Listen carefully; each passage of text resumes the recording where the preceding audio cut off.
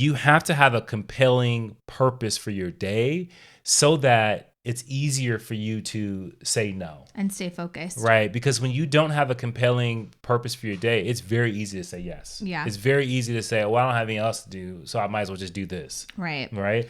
But if you're compelled, like Janelle says this all the time, like it makes you want to jump out of bed type of purpose, then it's very easy for you to say, no, I can't do that. I'm working on this. I'm not going to go in this direction because I got this going on. Right. But I think that when you have a planner, I think it allows you to get to a place, especially when you plan to plan. Mm-hmm. Right. Then, I love planning to plan. I do that every night before my next day. Yeah. And I think it brings a lot more intentionality to your day, which increasingly improves your time management.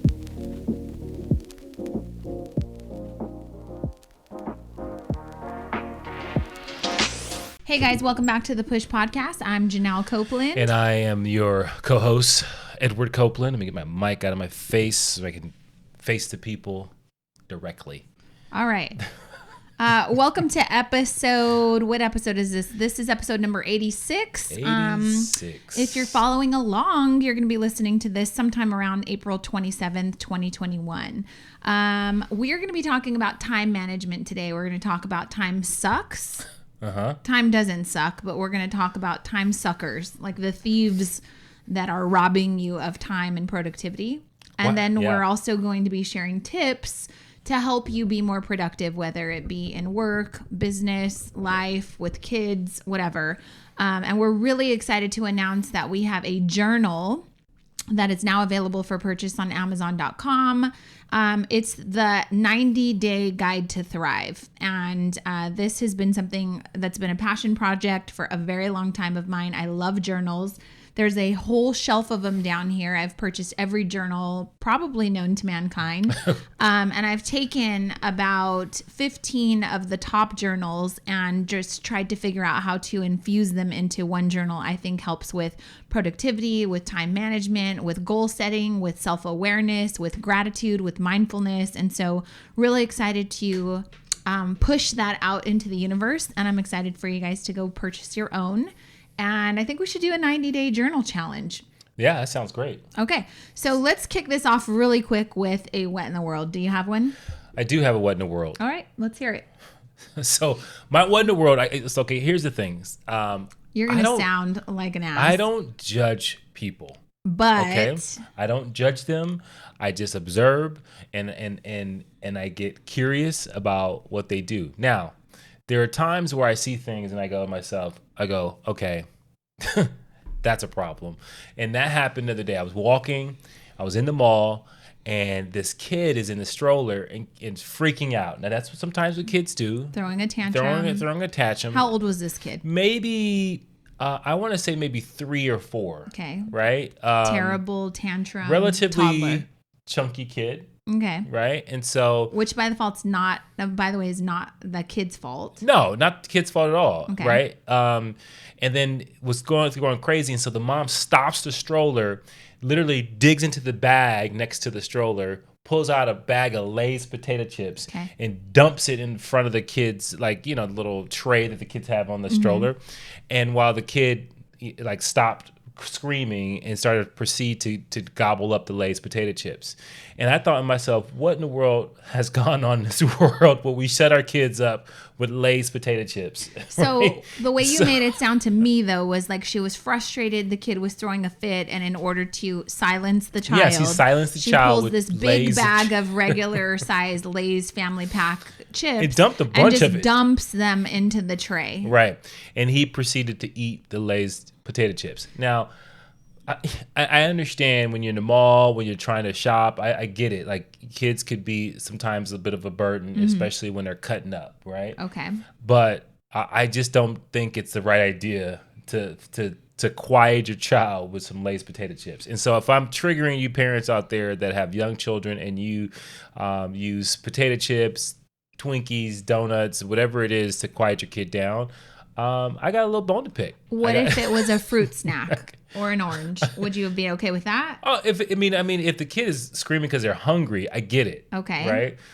and I took a lot of things into consideration. They didn't look like they were struggling, and like this was the only option for this was a really high end mall. Yeah, so this wasn't like they were shopping. It wasn't like this is the only food we have. So I get that, and it wasn't like he was screaming for hunger pains. Okay, right? This was just he was aggravated for whatever reason. Probably because his mom was shopping for too long. Yeah, and she said the only way I can get him to be quiet is with some Lay's potato chips, made by Frito-Lay. So maybe that's all she had. Then you're not prepared. Hey, we are parents of 3 children that survived their childhood, and when you go out, you prepare yourself for little snacks that they're gonna have. Now, we typically had like somewhat relatively healthy Cuties, kids, yogurt, and stuff like that. Go-gurts. Mm-hmm. Yeah, things like that where the kids can eat. It never was a potato chips, and so I understand you. I know how this can look. Like I'm judging this poor woman. Okay, I am. That is the truth. I'm so sorry. I don't mean to. I typically don't do those things, but when it comes to kids, I think it's child abuse. All right. So I will say this, and I don't know how you're going to take it, but I do think that when a small child is severely overweight, that is a form of child abuse, because think about the lifelong struggles that child is probably going to have with a terrible relationship with food. Right. Maybe they love the French fries. They love the Lay's potato chips. They love all of the things that they grew up eating. Those are also the things that are causing them to pack on the pounds and be super unhealthy and get made fun of in school. And so I do think that it is a parent's responsibility to make sure that for the short period of time that you do have your children, which is usually like 0 to 18 years old, it's our responsibility to instill healthy habits in them, whether that be... Yeah, you are creating the relationship this kid's going to have with food for the rest of their life. Fitness and health absolutely. Overall, right? Yeah, and confidence and social skills and how they interact with people in the world. And so if you're sending an 8-year-old or a 4-year-old out to school and they feel self-conscious or they're being made fun of, that's something we have to take responsibility for. Yeah, 100%. And I just think it starts very young. So now if you hate us, I'm sorry, but this is the truth. And we're not perfect, but conversely, our kids, I remember one of my aunts making a terrible comment because I had posted when the kids were like, let's say 6, 8, and 10 or something, and we were in Costco, and the girls were trying to gather their allowance to see if they could talk me into buying their own bag, like max pack bag of Cheetos or something. Right? It was chips. And so I had posted it and I said, you have healthy kids when they're trying to conspire together to raise enough capital to buy chips, right? And my aunt was like, yeah, well, if you didn't feed them freaking, healthy stuff, they wouldn't be sitting here trying to save their money, as though I was ruining their lives. Right. Do you remember that? And I was like, first of all, you don't have any kids. And it just was triggering for me. So right. I'm trying to raise my kids to be healthy. Now, they do joke about it now because they're almost 20, 18, and 16. They all have very healthy habits. They all have their own gym routines, workout routines, and they do understand that bad food is bad for you. Yeah. Not in moderation. And granted, I'm the cake mama. We eat cake. We eat cupcakes. We love food. We are big foodies in this house, but we do everything with moderation, right? Right. And one of the things that was a delicate thing for, especially having young women growing up, is talking to them about being very conscious of their health, right? And one of the things that was important to me is like I remember having very specific conversations with all of them saying every single human being has to have their own personal like workout health routine in life, because you just can't avoid it. Like we are living in a society where our food definitely makes us bigger, fatter, right, unhealthy. And we have to do things to keep ourselves active and exercise, especially because the fact that we do like to indulge. We do like to, the only time we go to Las Vegas is to go to buffets. So it's not like, it's not like we're nice not like, buffets where we can eat whatever we want. We're not crazy health people from that standpoint, but we are very conscious, and we also make sure that they are very aware of their own bodies and what they need to do to stay healthy. So we understand that there are people out there that may be parents that have a unhealthy relationship with food, and they're passing that on to their children unknowingly, right? And I saw that. I mean, my mom was on a diet like every time that I could remember, and I was always conscious of that with my 3 daughters. Like, I didn't want them to think like, oh, my mom was always on a diet. She was always worried about her weight. So that was one of the decisions that we took into play when we decided like we have to teach them the importance of working out, the importance of it being a habit, right? And so, you know, this is your what in the world, but I do think it's a very important topic. So if you're a parent, just ask yourself, what did you struggle with? What have you struggled with when it comes to health and wellness? Have you struggled with making it a priority? Is that because it wasn't a priority growing up in your household when you were a kid? Have you struggled with a healthy relationship with food? Is that because you were maybe silenced with chips or introduced to really yummy stuff at a young age? I see so many people nowadays, like adults saying, you know, oh, I don't like vegetables.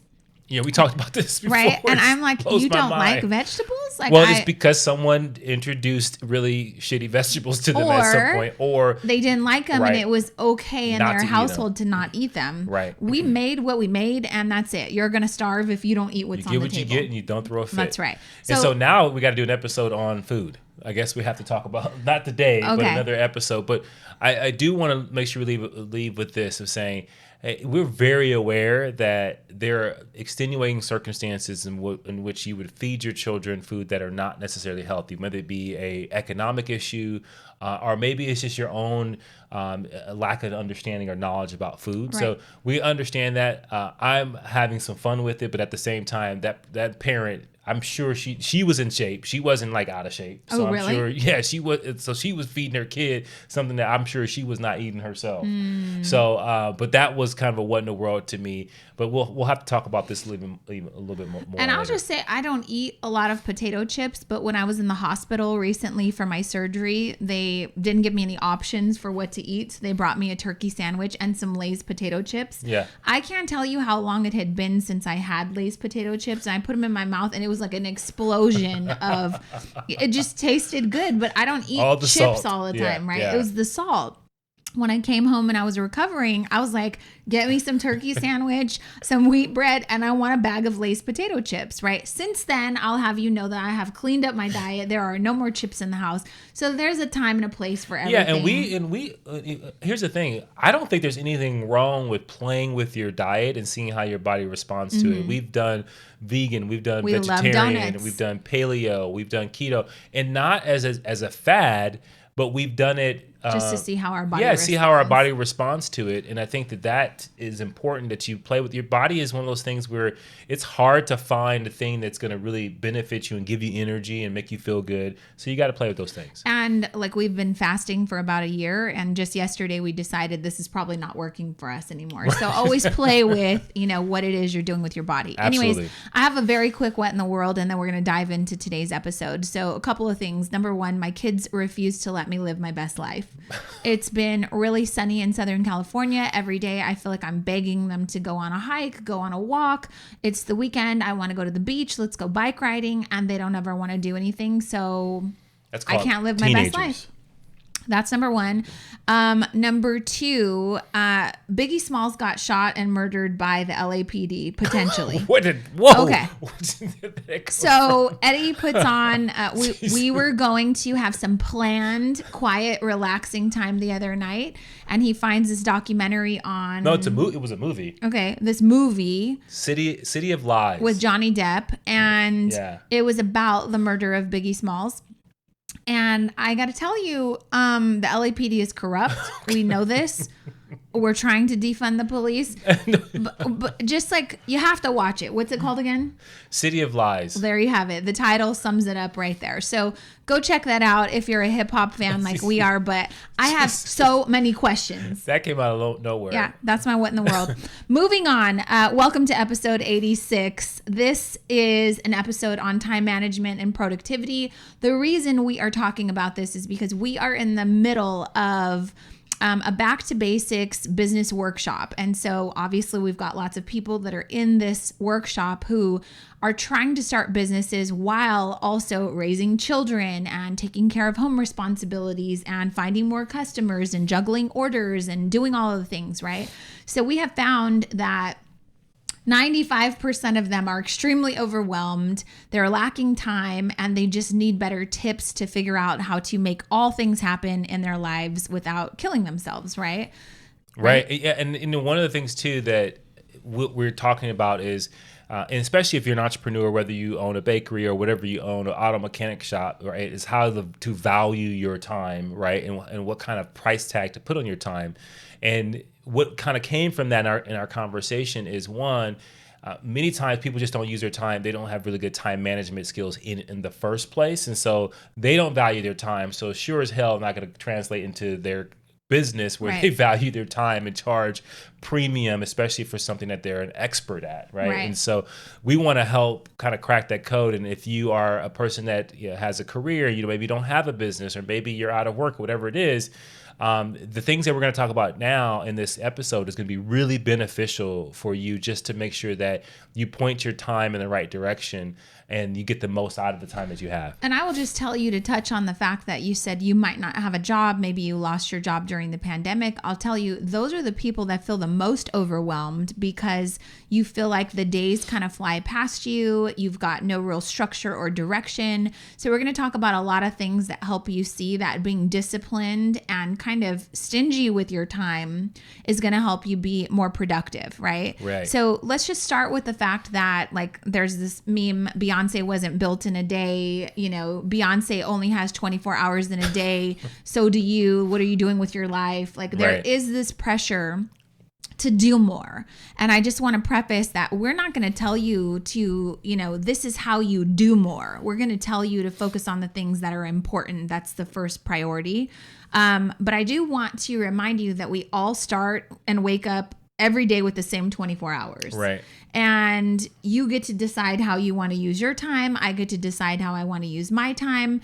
And we can all say at the end of the day, I didn't have enough time in the day, or I felt really productive and fulfilled today. Yeah. And, this conversation is so loaded because, time is one of those things. I mean, everyone's heard the notion time is money. I tend not to believe that. I think time is immeasurable possibilities and potential, because you can do so much more with your time than just make money, right? You can make meaningful time with your family. You can do something that's meaningful and impactful to you that doesn't necessarily equate to dollars and cents, right? And I also believe that time is worth more than money. So I think that notion that time is money is in this day and age, especially, to me, is outdated. Yeah. And it's not necessarily relevant. But I will tell you that when you use your time wisely, and if it is for economic growth, you can definitely maximize your value, your worth, your wealth by maximizing your time. And that doesn't necessarily mean that you're spending a lot of time, right? Because we're in a day and age where there's so much technology out there that you can spend very little time on your business and still maximize your output when it comes to business and everything else that you may be doing. So before we jump into the tips for time management, let's talk about the thieves of time management. Yeah. So Gary Keller, I guess he's a real estate mogul, wrote a book called The One Thing. And I read it a couple years ago, and the book is, I have all kinds of highlights in it, because it was just one of those things that when you think about your time, you think about trying to get the most out of yourself, like, it was perfect, right? It like all the things you have going on, it really just zeroed things down for me. But one of the things he talks about was the 4 thieves of productivity. And the first thief of productivity is the first thief of productivity is the inability to say no. And so we've talked about this on previous episodes, like people really struggling to say no. But this is really one of those things where you mentioned, like, saying no to things that may be distracting you, right? Yeah. So a tip that I have, we're not really in the tips, we're talking about the things that rob you of the productivity. But what I noticed for myself as I got busier with both businesses is I was extremely distracted with notifications. So I will just tell you, for a solid year and a half, every single notification is turned off on my phone. I don't get a notification for a call, for a text, for any sort of social media. I had to turn it all off because I wanted to start taking charge of my time versus every time my phone vibrates, I have to check it. So yeah, it's so funny because that's so counter I'll tell to. You, It's today's annoying to everyone else. Yes. I don't give a shit because I can't be controlled by everyone else who's trying to access me when it's convenient for them. I have to control when it's convenient for me to respond to you. Yeah, and that's so powerful because I think that we are in a day and age where people are like they send a message and they ping you and they're waiting for you to respond. And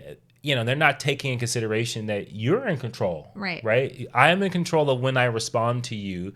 And so I've adopted that in a lot of cases where if something gets sent to me and I'm in the middle of something, I will say, no, I will respond when I'm ready to respond. I'll respond in a way that keeps my sanity. But I had to stop wearing my Apple Watch also because it was like, I see you working and you'll check it and then you'll read it and then you'll stop it and then you'll go back. But it's like, it's robbing you of focus. Yeah, it is. Absolutely. And so I had to stop wearing my Apple Watch for a certain period of time. But, back to the inability to say no. It's not just saying no because you're a people pleaser, which a lot of women I find have a problem with that. I don't have a problem with that because I think people know that I respect my time.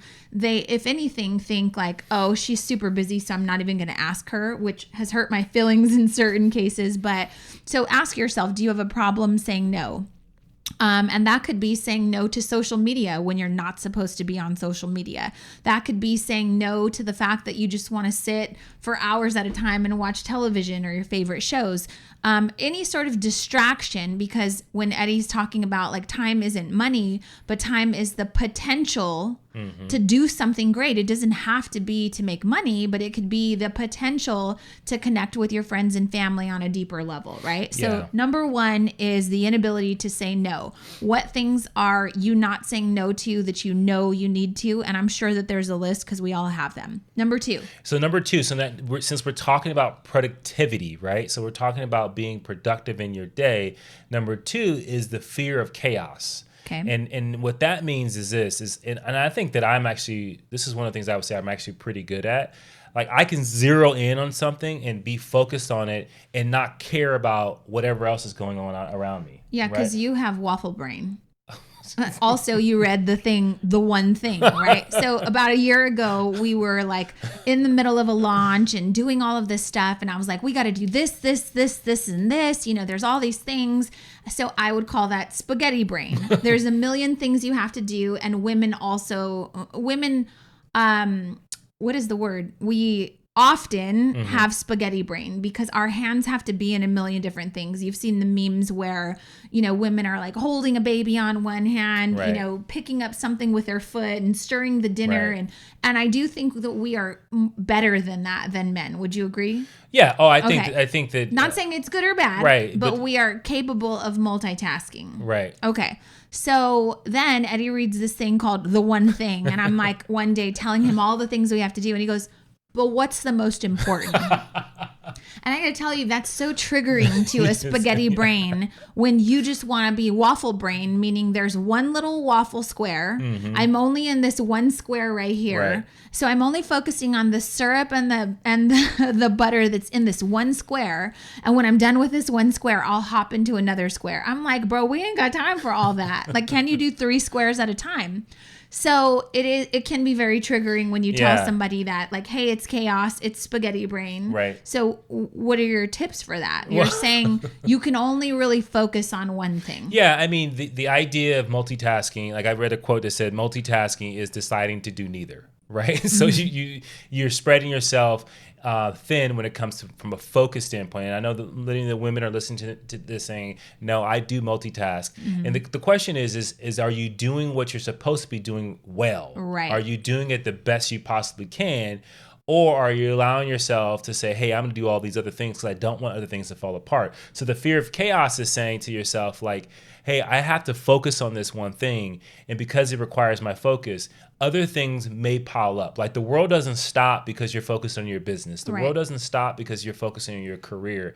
Those things still happen. And so you have to create. And so the tip is you have to create some innovation around what are you going to do about those things, right? And so we know that we are always on the go. We are constantly either working on the business, working on our careers, doing something. So we knew we could not keep our house together by ourselves. We also knew that we couldn't have an animal like a pet because that just doesn't, it's not in alignment with all the chaos that we have going on, right? So controlled, organized chaos means that you have to say no to certain things. It also means that there's certain things that are going to slip because there's no focus when you're focused on something else. Yeah, and I think that that's a really good example. Like the times that we thought we could do it all, like we were trying to compete in bodybuilding, we were trying to grow our careers, we were trying to grow a business, we were growing a family, kids in sports, right? And so like you're trying to do all those things, animals. And then you're trying to maintain them all, but you can't keep them all at a certain standard or level that you would like it to be. So, and so it's just all it does is just stress you the hell out because you're worried about all the things you cannot do. Right. So sidebar, saying yes to something means that you have to say no to something. Right. And for us, it was, no, I don't have time to walk a dog. Right. I just don't have the time to do that. I don't have time. Or clean up after one. Or clean up after one. I don't have time to have each child in a different sport. I don't. Right. You could also say, if your kids are really young and those things are important to you, I don't have time to really dedicate to my business. But saying yes to something doesn't make all of your responsibilities go away. And that is the thing I think that people they oversee, right? And then they wind up like just letting a whole day or a whole week or a whole year get by them. And then they feel unproductive. Well, that's because you said yes to too many things. You had too many commitments. So just know that you've got to give something up. Number 3. So number 3 is really about the poor health habits, right? Okay. And so no chips for breakfast. No chips for breakfast. But one of the things that we talk to our business students about is like how you create boundless energy in your life, because entrepreneurship requires energy. Like today, for example, we were struggling with energy, right? Because just poor sleep and all those different things. Well, I'm blaming mine on my COVID shot. I don't know what you're blaming yours on. I'm blaming mine on my sleep because we have a sleep number bed. So I looked at my number the last 2 nights and I didn't sleep well. And so I'm trying to like solve for like, okay, what is it about my sleep? And what happens is that my creativity, my drive and focus is alarmingly off base simply because I didn't get enough sleep. Just that sentence in itself was off base because I didn't get enough sleep. So like those are the things that I think that would tear away from your productivity, and also doesn't make you feel good about the work that you're doing or working on. Right. I heard Michael Hyatt's daughter the other day. She said there have been studies that have been shown that when you don't get more than 7 hours sleep, around 7 hours is the mark for good health. But she said if you consistently for a week get less than 6 hours of sleep, your brain is functioning at the level of intoxication. So basically you're driving drunk, you're operating maybe machinery or something in your business drunk. And I thought back, when she said it, I was like, it's so true. I remember when I first started my business and I was baking from home, and the very first weekend that we were completely overbooked because I didn't properly manage my time slots, and I learned my lesson. I woke, I never really went to sleep, but I took a shower and I was just like noticing how tired I was and was dropping things. And I still had to do a cake delivery, right? It was a 10 a.m. cake delivery. We'd just finished the cake at 6 a.m. So I go to get in the car, I back my car out and I rip off my side mirror. Literally, I drove out of the garage, which I have done thousands of times. And I ripped off the mirror of my car, the side mirror, and I literally put it in park. And I was like, I have nobody to be upset with but myself. Like it clicked. I am driving under the influence. So I can't be mad if I'm depriving my body of something that it needs to feel boundless energy and to be rejuvenated. I can't expect it to operate at its highest potential. Yeah. And you know what's crazy is that there's 2 groups. There are people that listen to this that have never operated at an optimum level, right? So maybe you've just really never bought into, or maybe you've never got into a really good healthy habit of eating and exercising and sleeping and meditation and all those kind of things. And so there's a lot out there for you. Maybe you've constantly operated kind of under that unconscious or what did you say? I don't know what you're saying. Unconscious. Not unconscious, but when you feel like you're drunk, right? And so intoxication. I don't know why I'm intoxicated right now. You are, because you're sleep deprived. But if you've never operated at that high level, what you'll find is that there's a level that you've never ever got to. And so what's crazy is that some people have never felt very optimum, and then there's some people who have felt what it feels like to be at an optimum level. Like I can tell you that there are times where I feel like, oh my God, I feel like I could take over the world right now.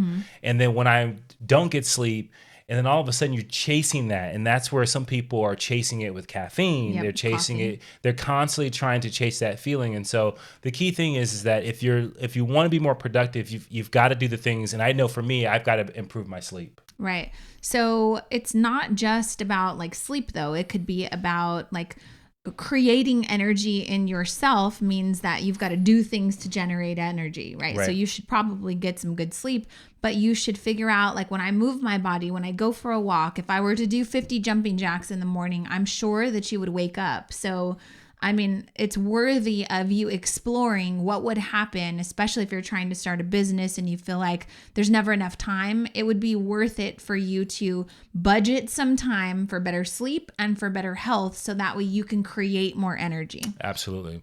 And so the number 4 is about your environment, right? And so the environment is not conducive to being productive, right? And that may be a lot of different things. That may be the past agreements that you've made for your household, like we've talked about before, renegotiating your contract in your marriage and your partnership because you're taking on a challenge of entrepreneurship and building a business. And so you've got to rework the environment so that it's conducive of you achieving a goal or being more productive. And so the environment piece is huge, because it could also mean who you socialize with. Right. And so what people are in your circle, are they lifting you up, or are the individuals bringing you down? And that could play really heavy on your productivity. Yeah, because if you have a friend that doesn't have a job, maybe they've lost their job during the pandemic and they want to hang out with you all day or be texting you all day long, that is creating an unhealthy, unproductive environment that's going to be distracting for you. Yeah, absolutely. And then another thing to think about when you think of environment is there are a lot of variables. Like, people who are working from home nowadays are probably also still homeschooling some of their kids. And so there's certain environmental things you can't change, but it does play a factor on your productivity. So we'll give you some tips on how to handle that, but it's just something to think about. The last thing, number 5, thief of productivity, I'm going to add is just not using a planner or journal to properly schedule your day, right? People like these long to-do lists, and that's fine. You should always know like what's on your to-do list. Like, I know I have to go to Costco because I'm out of mangoes. I know that I have to I got to get an oil change because it's almost time. Like, I know that I have these things that I have to do, but they're not massive priorities and they don't really take a whole ton of time. So it's not going to be like one of the major things that I have to do in a day. It's just something that takes a couple of minutes, right? Yeah, and to-do lists are interesting because what you'll find is that most of the time it's like, these are things I could do. Not necessarily what I should be doing. And I think when you have a planner and you have a journal and you start with the clear head of, one, having really good self-awareness of what do you know you're capable of doing, and then what's a stretch for you, right? And it's okay to incorporate those stretches, because we're all trying to kind of stretch a little bit more. And it's not so much that you're doing more, but maybe you're doing things that are more difficult. Well, they're more meaningful, maybe. Yeah, and more meaningful. And so I think one of the things, and this kind of the tip for the number 1 thief at the same time, is that you have to have a compelling purpose for your day so that it's easier for you to say no. And stay focused. Right. Because when you don't have a compelling purpose for your day, it's very easy to say yes. Yeah. It's very easy to say, well, I don't have anything else to do, so I might as well just do this. Right. But if you're compelled, like Janelle says this all the time, like it makes you want to jump out of bed type of purpose, then it's very easy for you to say, no, I can't do that. I'm working on this. I'm not going to go in this direction because I got this going on, right? But I think that when you have a planner, I think it allows you to get to a place, especially when you plan to plan, right? Then, I love planning to plan. I do that every night before my next day. Yeah, and I think it brings a lot more intentionality to your day, which increasingly improves your time management. Right. And so we just went through like these things that are really about your mentality. It's really about what you're doing in order to get to a place where you can actually like focus on time management. Right. Because if you don't have that, your productivity, your approach to the day, your attitude to the day, then it doesn't matter what you plan to do and how concise you are with time. You're probably working on the wrong things. Right. And so we're going to get now into this last part of the podcast. It's going to be about tips for time management improvement and productivity improvement, right?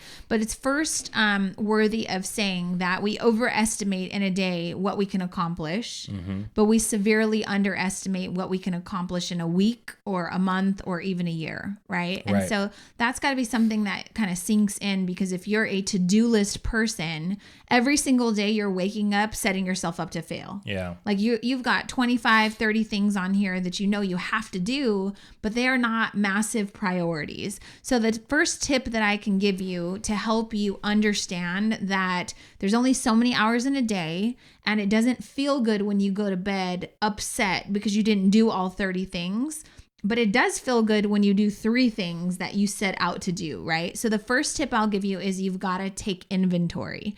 Take inventory of your time, inventory of your responsibilities, inventory of your commitments. And here's what I mean by that. And this is specifically for, I'll just talk to women or men who are starting some sort of business, but you also have a family and other responsibilities and maybe a 9-to-5, right? So here's how this works. What does your schedule need to be? Not what do you want it to be, because most people start a business and they're like, oh, this 9-to-5 is ruining my life. No, actually, it's this side hustle that you started with no structure that's ruining your life. You just added something without saying no to something else, right? So take inventory of what is actually necessary in a day. And here's what I mean by that. So I mean, if you wake up at 7 to start your work day at 8 o'clock, but you know that your kids need to be fed, or you know that you need to make sure that you get them to dance class or whatever it is. You know that they're going to need lunch, but you didn't go grocery shopping. You know that dinner time, everyone is like starving and it's 6 o'clock, but you don't get off until 5 and you won't have enough time to go to the grocery store, to plan the meals, to do all of the stuff. But as soon as you're done with your workday, you've got to catch up on the side hustle emails because people have been waiting all day. You know that things are just piling up, and it feels terrible, right? So taking inventory would say, okay, they said that I have to be planful of creating energy, right? So 1, I got to go to bed earlier. 2, I've got to wake up a little earlier so I can do 50 jumping jacks and 50 push-ups and a walk around the block just to get my day started, so that way I'm creating some energy. Then I'm going to probably be planful and give myself 30 minutes to make breakfast for everyone. I'm going to eat, have a nice cup of coffee, sit down with my journal and focus on my 3 priorities for the day, and then I'm going to get my day started. I know that because I'm working until 5, I will not have time to go to the grocery store today. So on my lunch hour, I will order groceries and I will have them delivered to the house. That will also take care of the fact that the kids will need snacks throughout the day. So I'll do that early, right? That's awesome. So what I mean, tip number 1, take inventory, is what is required. Like, you can't not feed your kids. You just can't.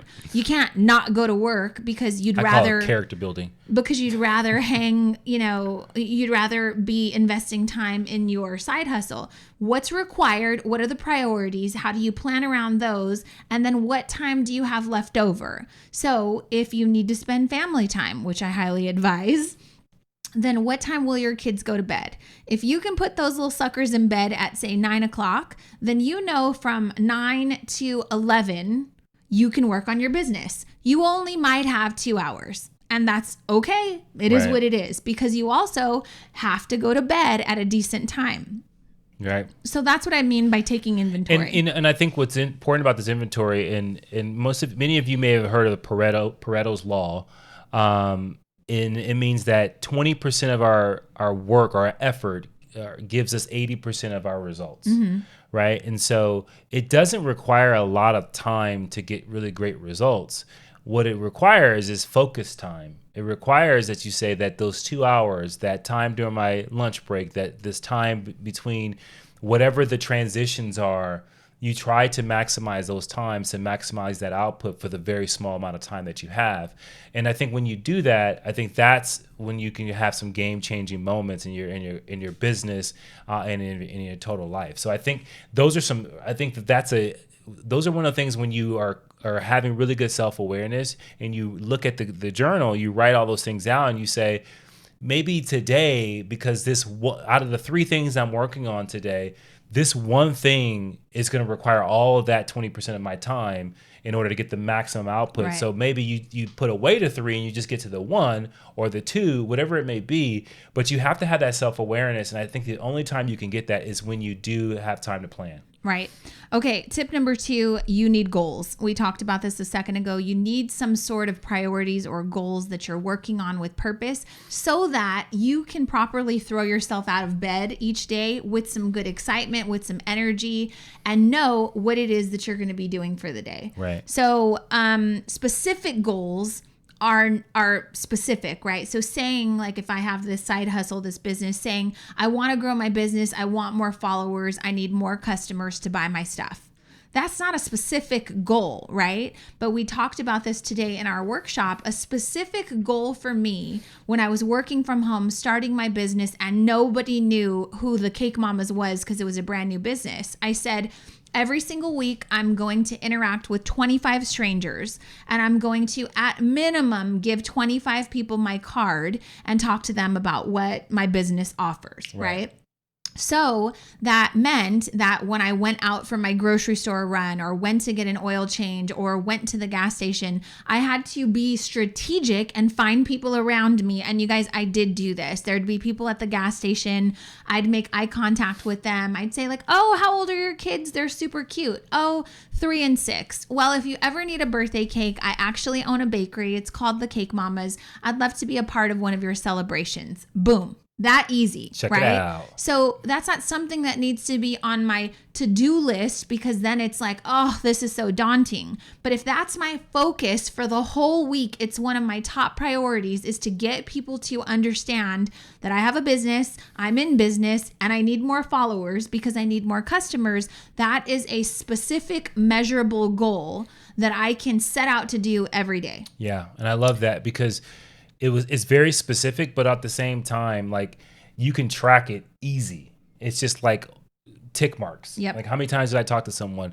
And that's the thing I think is lost when it comes to goal setting is people just saying like, I'm going to measure how many times I go and do something, not measuring something that's outside of your control. So here's another one. You might be saying, well, I don't have a business. Okay, great. Stop saying things like my goal is to clean my house. Okay. When and what rooms, and be specific with it, right? So this week, my goal is to do a deep cleaning on the kitchen. How many hours will that take? Probably 4. Who can help me with that? Let me go back to step number 1, which was take inventory of my day. So that may mean on Tuesdays, Wednesdays, Thursdays, those are out. I cannot do those days at all. So then I'm left with Monday and Saturday. I can be specific around when I'm going to clean the kitchen. And it's not this long laundry list of like things to do in the house. It's one thing that I'll feel good about. Yeah. Especially because I plan for it. Tip number 3, this is one of my favorites, is time block. So I've got this little time square. Let me show you guys. It's this little time block square. And you can order these on Amazon. Brandy Williams bought me this. And basically you flip it. You can flip it to a 20-minute mark, flip it to a 45-minute mark, or a 30. They come in different denominations. I don't know. Is that what it's called? Anyways. Yeah, let's go with it. But, you should only be working like 25 to 30 minutes in increments. And then you should get up. And you should get a glass of water. You should move around, reset for a couple minutes, and then go back to work. Yeah. Instead, we're like, okay, I have 3 hours right now to do this one thing, and I'm just going to sit here and force myself to do this. Well, after about 45 minutes, you're going to be unproductive, period. That's when you're like, oh, kind of got to go to the bathroom. Let me take my phone with me. Now you find yourself on Instagram. Now you've completely taken your mind away from whatever it was you were focused on. And now it's going to be much harder to go back and sit down at your desk or whatever it is that you do and, get re-engaged again. Yeah. And that re-engagement piece can take you a long time to get back into the flow of wherever you were when you were working on whatever you were working on. And I love those tips. And the thing that I would say that to me that's so important before you even start on something is that you've got to be congruent, meaning that whatever your goals are for the day, they have to, it is imperative that they're aligned to your bigger goals. And so often people have big long-term goals and they fail to create short-term supporting goals so that they can achieve their goals. And I think that is where it's really important. Like if I want to get into something new and I want to sell houses, well, what are the short-term goals you can create that support the long-term goal? Because that is what's going to give that measurement of progress as you go through that journey. And so everything that Janelle just talked about as far as those techniques of keeping your time in place, you want to make sure that those things that you're doing are congruent to your big goals and long-term achievements. Right. So last thing I'll say about time blocking, though, the Pomodoro Technique. Have you heard of this? No. So the Pomodoro Technique is exactly what I'm saying that this little cube does. It's basically saying that the human brain operates for like 25-minute increments, set a timer, then take a 5-minute break, go to the bathroom, drink water, whatever. But it's an actual technique. I didn't make it up, but I kind of did when this cube was given to me. And then I did some research and figured out that that's actually how your brain's supposed to operate. There you go. So I think it's a great tip. The next thing is stop multitasking. You probably want to talk about this. Yeah, I think you just focus on one thing. And I think the one thing is that we have a tough time stopping. And so one of the things Janelle said is having a time block. If you know you're working on a project or you're working on something that, hey, I can't get it done today, and there's other things that are just as important, then I need to make sure that I'm able to stop, move on, and work on something else, and then give myself a planful return to whatever that is I'm working on. Yep. And that is so often what people struggle to do. They're trying to get it all done, and then what they end up doing is, because they're not considering the fact that their brain is only operating for about 25, 30 minutes increments, they end up wasting time and finding distractions when they're supposedly, quote unquote, working on something that they're supposed to complete. So I think that focus on one thing at a time until you have completed or until you have met your challenge for when you were supposed to stop. Yeah. Right. And so if you're giving yourself a little bit of a goal on whatever you're working on, once you've met that, then move on and stop and move on to something else. The next one I want to reiterate, which we talked about a little while ago, was minimize distractions. And I think that that's important for you to take inventory. If you've got an iPhone, it tells you how much time you're spending on your phone. I think you can look at whether they're games, whether it's social media, whatever it is that you're doing. Like, what are the distractions that are hindering you from being really focused?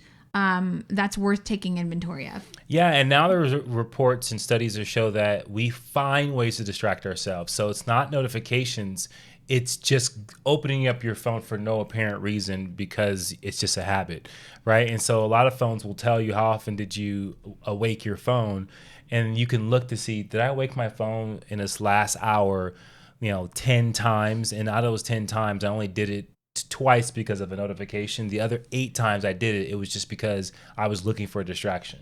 Yeah. And I mean, we live in a TikTok world where everything's basically 15 to 30 seconds now. And so we're being trained to constantly be distracted now. Yeah. It's really like scary. Every 15 seconds, you got to have something new. So here's what happens. That robs you of downtime. It robs you of boredom. And boredom is where creativity and ideas are born. And so I would say that it's worthy, if you're doing a good job of going in through your schedule and saying, like, where can I cut time out? Give yourself 15 minutes a day to not have anything planned.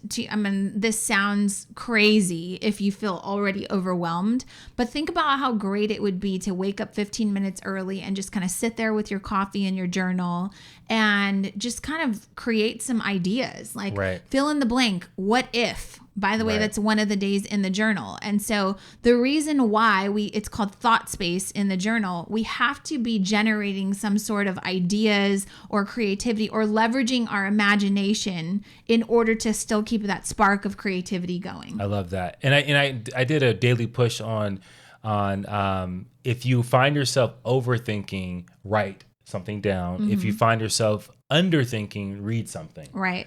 And hopefully you get to a place where you stop thinking and you act. But one of the things that people ask me all the time is they go, how do you read a book? Like I can't sit there and read. And I go, well, you're late. You have a lazy brain. It wants to do a million. It wants other to things. wander around and not be focused, because focus is a muscle. It takes a lot of energy in order to stay locked into something. And I think that we're losing that in our society, our ability to focus in. And so I think that if you're trying to help yourself minimize distractions, then you're probably going to have to build in some type of practice of focus, whether that be meditation, reading, so that you regain that strength again. Right. The next thing is delegate. I'll tell you, your kids can do a lot of things. They can wash the dishes. They can unload the dishwasher. So if you're that parent that prides themselves in doing all of the things, there's no award for that. I'm just going to let you know that, right? You're also not creating self-sufficient kids, which we were somewhat guilty of. And still they, leave messes, like little remnants of freaking food behind them, and it's super annoying. Anyways, delegate to your kids. You're just going to tangent right now. I did a little bit, but the other day I needed to schedule a vaccination appointment. So I handed Jordan my phone. I said, here, book this for me. I don't know how to do this. I don't either. Figure it out, right? You know how. Your kids can also call the dentist and they can set up those appointments. They can also do lots of other things. So regardless of how old your kids are, I would say delegate to your kids, delegate to your husband, delegate. People want to help you. And so you've got to really start to leverage some of that help, but also what can you outsource? Yeah. Your kids don't care if you are the one that scrubs the toilets or if you are the one that does the laundry and pairs their socks together. So if you have the opportunity to hire someone so that you can focus on building a business or spending more time with your family, then I highly suggest you do that. My stepmom and my sister would argue when Richland was like 18 years old, and my stepmom was always complaining that she wouldn't do her chores. And my sister was like, I don't want to do that. So I proposed to them, well, why don't you let her hire a housekeeper? She's got a job. And my sister lit up. She was like, that's a great solution, right? So it allowed her to be the teenager she wanted to be, but still the responsibility of it has to get done. So I would just say you need to focus on delegation. The last tip I'm going to give you is so many people are just so caught up in all of the things, and you just need to focus on starting. So that's the tip. Focus on the starting point, right? You don't have to know all of the other steps that are required to start the business or to do this new project or start this new hobby or whatever it is that you're trying to do. You just have to get started. Don't get so bogged down in all of the other things, but I do think that you should get a little bit bogged down before you start a new project in what can I say no to make space for this new thing that I want to pursue. And I think the last thing I'll say about that last tip is when you start, sometimes, like I said, sometimes you want to get to a place where you stop thinking and you just go. And you can't be afraid to fall on your face. You can't be afraid to fall short. And you can't be afraid that maybe you started something that you were going on the wrong path, because it's far easier to readjust or to gear or veer something to the right or left or whatever the direction needs to go when it's in motion. It's a lot harder to start something that hasn't started yet or hasn't started moving yet. So don't be afraid to make alterations and adjustments, because that's the most meaningful thing you do. Is you're on your path, you're taking action, and you use your journal to make adjustments. Because when you're able to self-reflect and get some self-awareness of what's going on and measuring your success and measuring your failures, then you're able to make very logical decisions on what adjustments you need to make. And those adjustments are going to be the difference makers. Right. A lot of times, though, when you don't know what steps to take, you're hiding behind procrastination. Yeah. And that really is the major time suck. It's going to be something that's kind of weighing on you. You know you have to do it, but you keep putting it off. So think about what you might be procrastinating in. That's creating another to do for you. And so if you just put one foot in front of the next and actually actually do the thing, the rest will figure itself out. Yeah. So I hope this episode was helpful for you. If you go to JanelleCopeland.com, we will give you a printout of all of the time sucks and the tips that we went over today. And then if you go to Amazon, you can search the 90-day guide to thrive and purchase one of our journals. And maybe we'll see you in the next episode for a 90-day journal challenge. Again, the journal can help you with time management, with productivity, with focus, with goal setting, with prioritizing, and lots of other things. Gratitude, being a person of service, and lots of other things. So let us know if you got any cool tips from this, if it was helpful, and we will see you guys in the next episode. Thanks so much. And Bye. push through.